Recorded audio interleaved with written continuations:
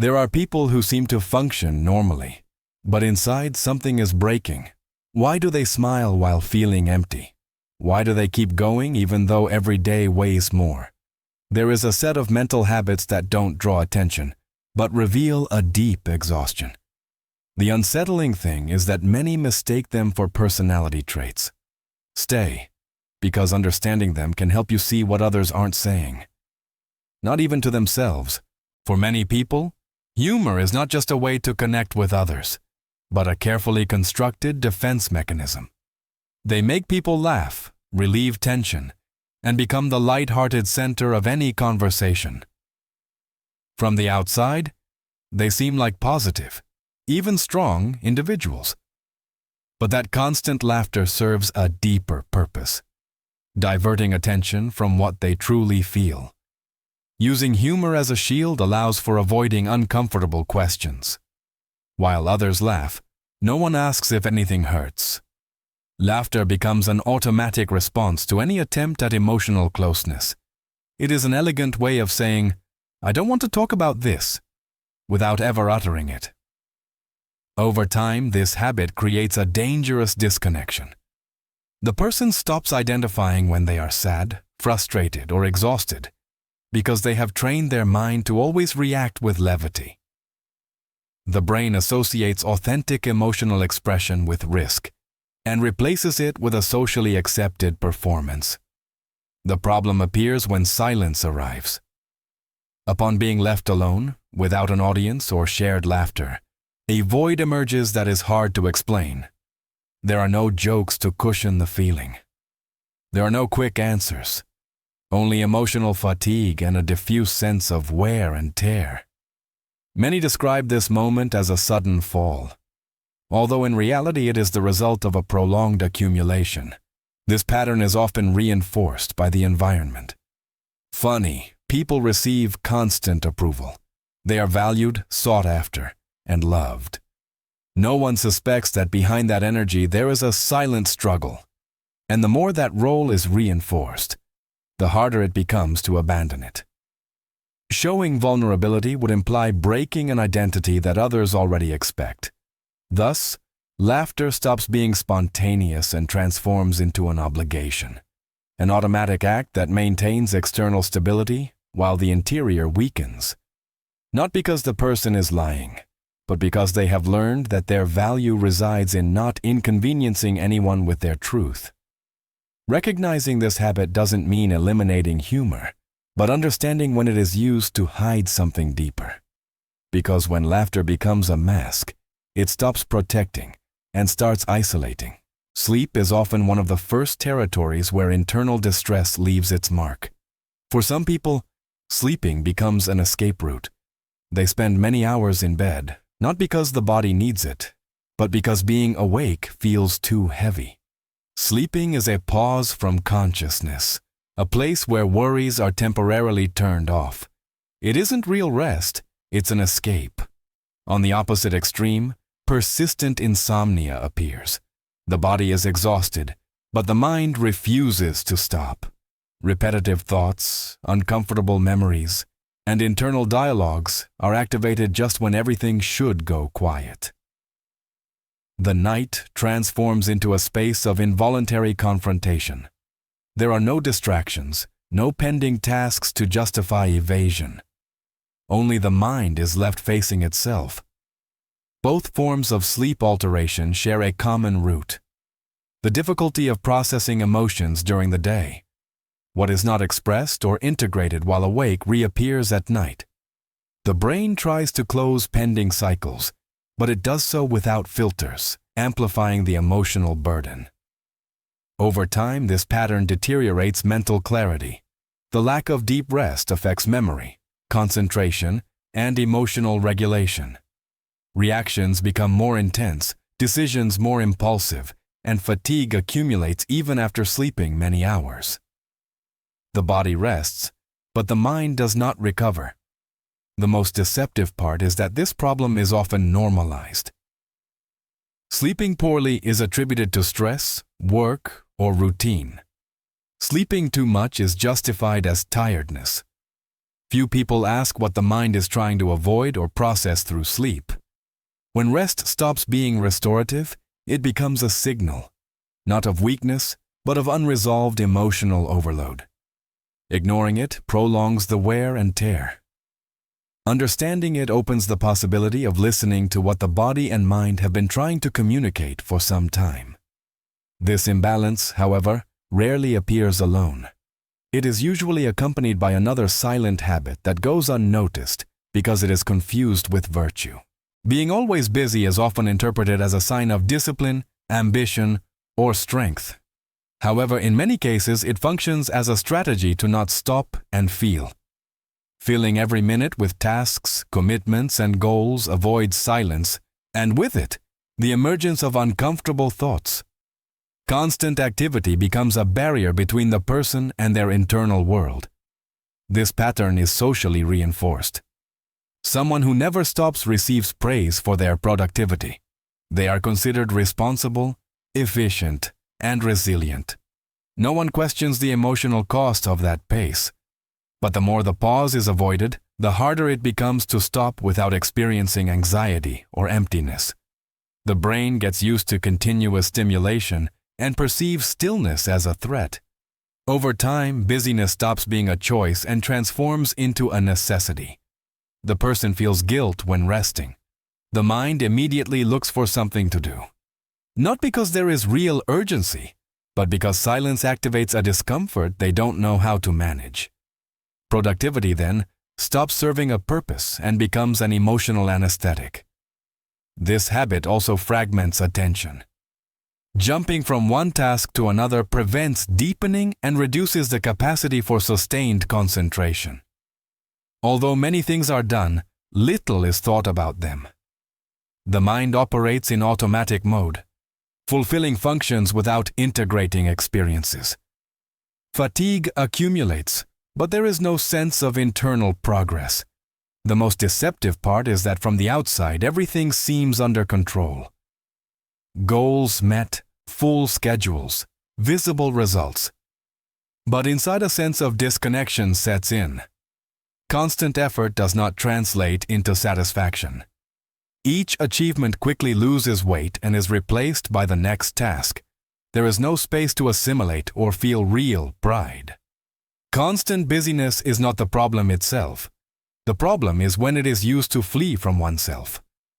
When personal value is measured only by what is done and not by what is felt. At that point, activity stops protecting and starts wearing one down. This pattern usually leads to something even more silent, a progressive loss of the ability to feel pleasure or genuine interest in the things that used to matter. At an advanced point of internal wear and tear, a sensation appears that is hard to describe. Nothing hurts too much, but nothing excites either. There is no intense sadness, but no real joy either. Activities that once generated interest now feel flat. Conversations don't trigger emotion. Achievements don't spark satisfaction. The person continues to function, but without emotional connection. This state is often mistaken for maturity, coldness, or simple tiredness. From the outside, there are no obvious signs of crisis. However, internally something deeper is happening. The brain's reward system stops responding normally. Positive experiences don't activate the feeling of pleasure in the same way. Everything becomes neutral. Emotional disconnection doesn't appear suddenly. It is the result of a prolonged accumulation of avoidance. Unexpressed emotions, unprocessed tensions, and sustained stress end up saturating emotional capacity. To protect itself, the mind reduces the intensity of everything, not only pain but enjoyment as well. This mechanism offers temporary relief. Feeling less seems safer than feeling too much. But the cost is high. Life loses color. Decisions become mechanical. Motivation weakens because there is no longer an emotional reward to sustain it. Even close relationships begin to feel distant, not for lack of affection, but for lack of internal connection. Many people in this state believe that this is just how adult life is. They accept apathy as the norm. But the absence of emotion is not balance, it is a sign of overload. The brain has reduced intensity to survive, not to thrive. The most unsettling thing is that this disconnection often goes unnoticed for a long time.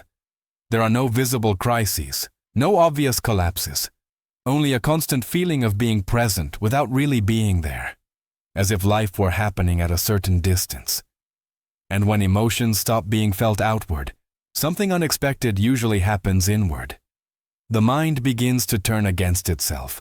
When emotions go quiet outward, the mind does not stay silent.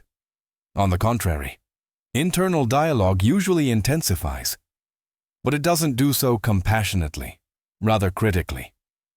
A constant voice appears that questions every decision, minimizes every achievement, and exaggerates every mistake. It doesn't scream, it doesn't insult in an obvious way. It whispers. And that is why it is so dangerous. This internal dialogue does not arise from nowhere. It is formed from unmet expectations, constant comparisons, and prolonged self-demand. The person learns to speak to themselves as they think they should to improve.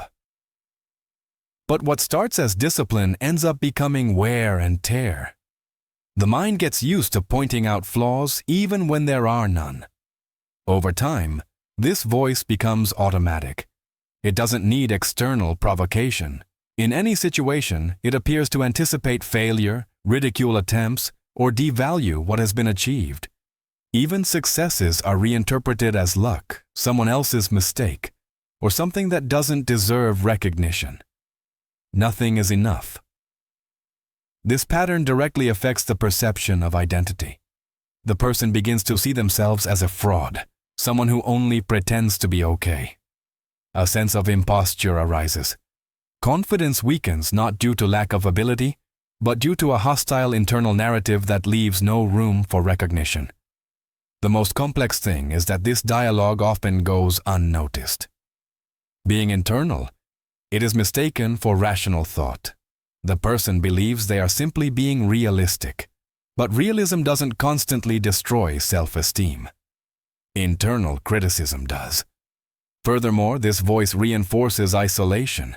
Expressing how one feels seems useless or shameful. Asking for help is perceived as weakness. Thus, the person closes themselves off even more in their mental world, where the only conversation is with that voice that is never satisfied. This wear and tear doesn't always lead to an abrupt withdrawal. Sometimes the process is more subtle. The person doesn't disappear, but begins to fade. They are physically present, but emotionally distant. They participate, but without getting involved. They exist, but occupy less and less space. Withdrawal is not always obvious. There is no sudden break or clear explanation. The disappearance is usually gradual, almost imperceptible. The person continues to respond to messages, continues to attend commitments, continues to fulfill what is expected.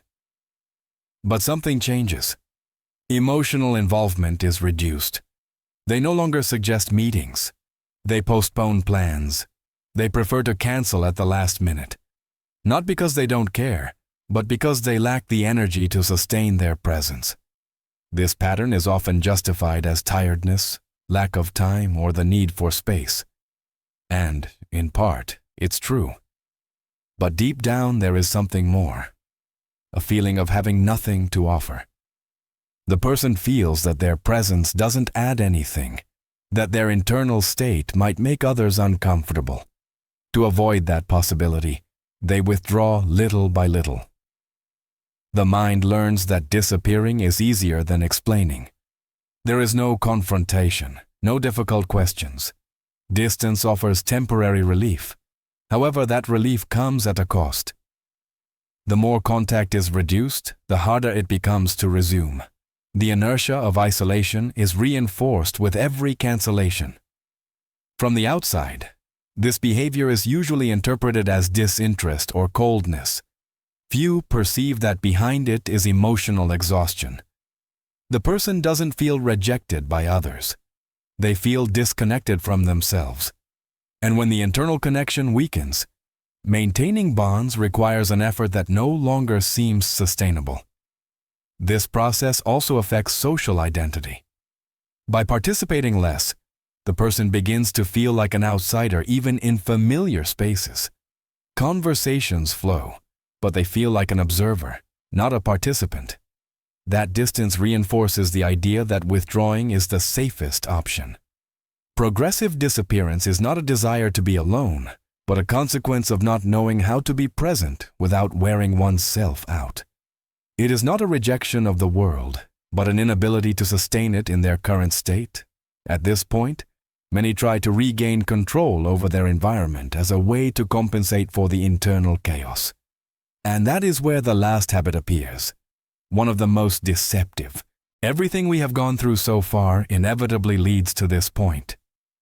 It is not just about facts, nor about a chain of isolated events, but about a deep process that took shape over time.